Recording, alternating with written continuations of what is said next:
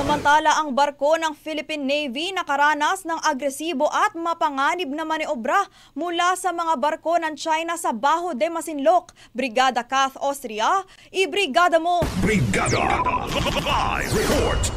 Nakaranas ng agresibo at mapanganib na maniobra ang barko ng Philippine Navy na BRP Emilio Jacinto mula sa 3 barko ng China habang nagpapatrolya sa karagatang sakop ng Pilipinas.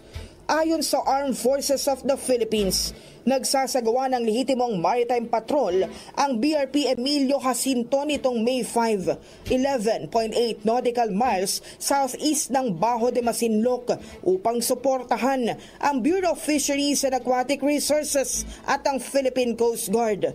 Pero sa halip na maging mapayapa ang operasyon, hinaras ng 2 Jiangkai II class frigates ng People's Liberation Army Navy na may mga bow numbers 554 at 573 kasamang China Coast Guard Vessel 5403 ang BRP Emilio Jacinto. Sinundan ng malapitan ng BN 554 ang Navy vessel habang ang BN 573 naman ay delikadong tumawid sa unahan ng barko. Sinubukan din ng China Coast Guard vessel na harangin ang direksyon ng paglalayag ng barko ng Pilipinas.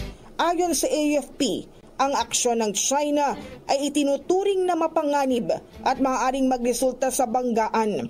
Mariing kinondena ng hukbong sandatahan ng Pilipinas ang insidente at itinuturing nila itong malinaw na paglabag sa international regulations for preventing collisions at sea. In the heart of changing lives, ako si Brigada Kath Austria ng 105.1 Brigada News sa Manila, the Music and News Authority. Ang bahaging ito ay hatid sa atin ng PowerCell Salabat, ginhawa ng bawat nangangarap.